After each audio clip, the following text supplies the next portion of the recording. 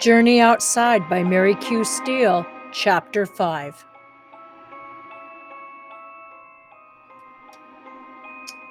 Welcome back to Chapter 5. Dilar just went up the mountain to look for the cave opening so he could go down and tell his grandfather about how wonderful this new place was with peaches and the sunshine and the blue sky, but he couldn't. So we are on to Chapter 5. In the book called Journey Outside. "We will take Borba's donkey," said Dorna. "She is stubborn, but she doesn't bite and kick."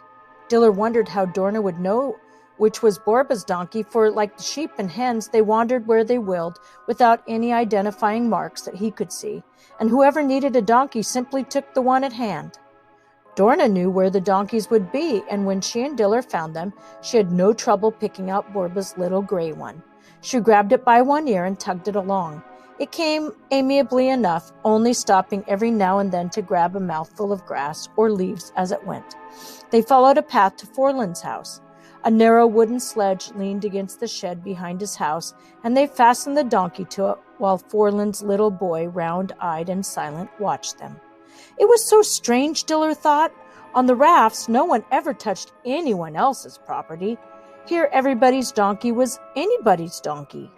When Norna needed wool, she ran out and sheared the first sheep she came to, though once a woman Dilar did not know had come to Norna with a dozen eggs, saying she had sheared one of Norna's sheep and found its wool of such fine quality that she wanted to give Norna the eggs. Norna was a doctor. Behind her house she grew a garden of herbs and simples, and she knew how to use them and how to preserve them. She often went to tend those who were sick or hurt, but she did not seem to think she was owed anything for her services. It was what she could do, and she did it. "Come along, do," said Dorna impatiently to the donkey, which had found a succulent patch of yellow flowers and wanted to eat them all before continuing the journey. It was Dorna's intention to go a long way down the valley, where pumpkins grew large and smooth and golden. Dilar suspected they would go only as far as the donkey wished to take them, and he was right. Once the little beast had finished the yellow flowers and finally agreed to set out along the path, it went exactly where it wished to go, stepping briskly along for a couple of miles and then stopping. No amount of urging or slapping and pushing and tugging could move it. Dorna shrugged her shoulders. "Ah, well," she said, "these pumpkins look very fine," and they began to load them on the sledge. To Dilar, one pumpkin looked very like another. The valley was full of them. They lay in ditches and cluttered hillsides and huddled in the meadow grass like so many stones. There were so many, it seemed to Dilar, that the country was drowning in pumpkins. "What a lot of pumpkins!" he exclaimed. Dorna shrugged again. "It is the way of pumpkins," she answered. Her face darkened. "It is not always so. Some years there is a blight. We had a donkey once, my mother and I, but it died during the winter after the last blight." "Did it die of the blight?" asked Dilar, and she stamped her foot impatiently at him. "Don't be silly. A donkey couldn't have a pumpkin blight. He died of not having enough to eat. In the winter, when there's snow on the ground, pumpkins are all the animals have to eat." "So that's why we are gathering these pumpkins?" thought Dilar triumphantly. Once again he had found the answer to a question without asking. He wished he dared ask more questions, especially about winter. What was this winter, this sad and terrible time? How could he stay with Norna and Dorna and eat their food when they might not have enough for themselves? And where could he go? He could not find his way back to his own people. He had searched and searched for the way back, but he must not stay here. He was sure of that. He picked up another pumpkin and put it on the sledge. The donkey was eating grass and Dorna was gathering mushrooms. Dilar worked away by himself and soon had the sledge piled high. "How do you get this donkey to move?" he called to Dorna. She glanced around and laughed. With a load that heavy, you may even have to pull the sledge yourself," she answered. "Give the donkey a kick or two." But Diller talked to the donkey and tickled its ears and shoved and pushed, and finally it started homeward. Dorna walked by its head and every now and then fed it a handful of berries or a mushroom or a yellow flower to encourage it and keep it going. Passing the lower meadows, they heard shouts, and Dorna ran to see who was there. A dozen young people were running about on the slope, chasing the sheep away from the flat hollow in the center of the field. "Dancing!" cried Dorna. "Look, Gofran has his horn, and someone's brought a harp. There's going to be dancing. Come along, Diller." "What about the pumpkins?" he asked. "Oh, leave them here," she said, and shrugged her shoulders. It was the way of these people, Diller knew. If someone came along while they were gone and wanted the donkey, he'd take it. Diller and Dorna would soon find another. If he wanted the pumpkins, he'd take the pumpkins, for whoever had gathered these could easily gather more. It seemed a strange way of doing things, yet try as he might, Diller could not see anything truly wrong with it. For all those things were true. Donkeys grazed here and there and yon. Anybody could find a sledge and use it. Pumpkins could be gathered by the thousands. "I will go on," he said. "I will put the pumpkins in the shed. You go with the others." "Why?" she wanted to know. "We don't have dancing every day." Diller smiled. "I think I'm very bad at dancing," he replied. "Anyway, I've started gathering the pumpkins. I always like to finish what I start." "But if you stop doing something you have finished," cried Dorna, irked. Smiling suddenly, she turned away from him. "Oh, well, do as you wish. I wouldn't miss dancing for anything." Diller followed the donkey and sledge along the edge of the meadow. In truth, he would like to try dancing. All the people were good dancers, and the girls were all pretty. It made his heart lighter to watch them and hear their voices full of laughter and music. But he did not want to join the others. He could not feel happy and at ease with them. Though they were friendly and kind, he could almost feel their eyes touching the scars on his cheeks and shoulders.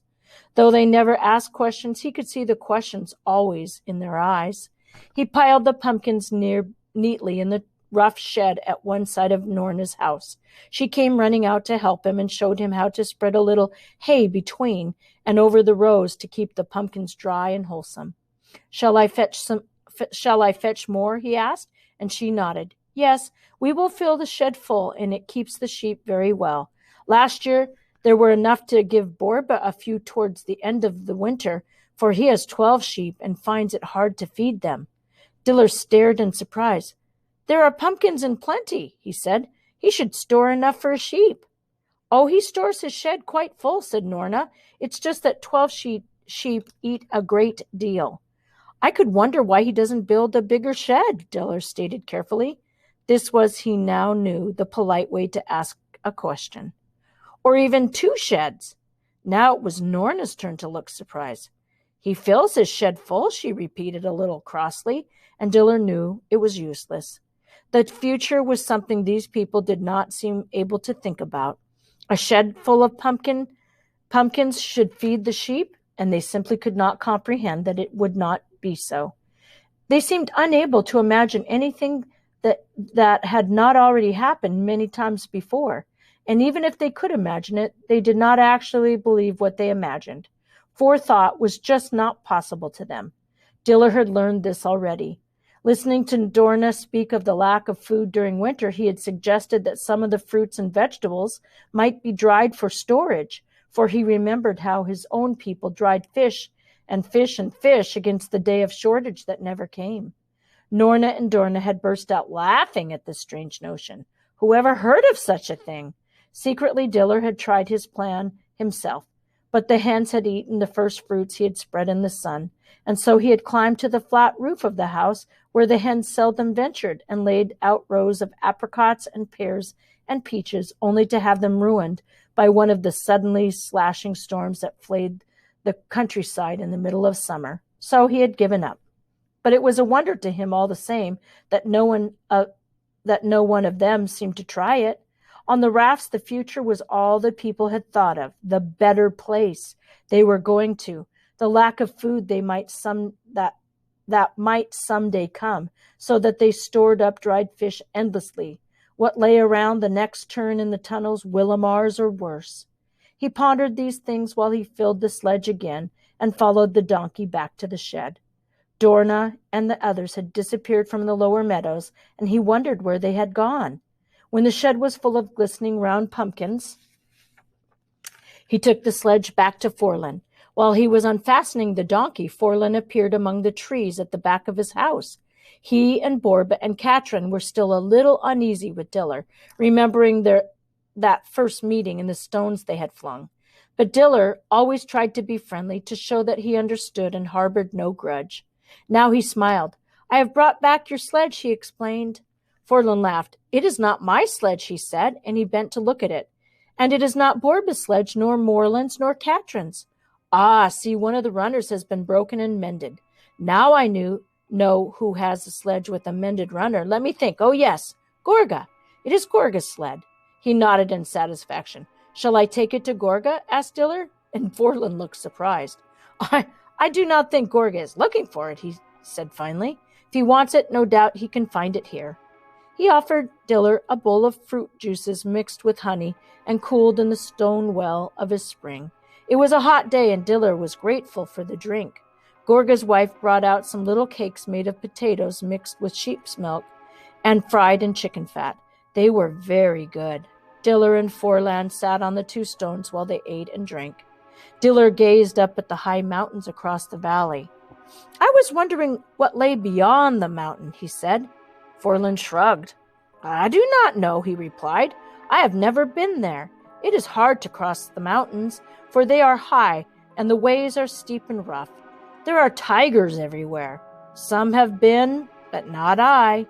Why go to all the trouble just to go down on the other side? That's what I always say." He took a deep drink from his bowl. "Though it is said that somewhere in those other lands there are wise men, the wisest in all the world. Some say they can answer any question." He shrugged again. "But the question never came up that has made me that eager to learn the answer." Dilar scarcely heard. He was staring up into the mountains. He would go there then, up among the blue peaks, for he had questions and questions and questions, and it would take wise men indeed to answer them. And that is the end of chapter 5.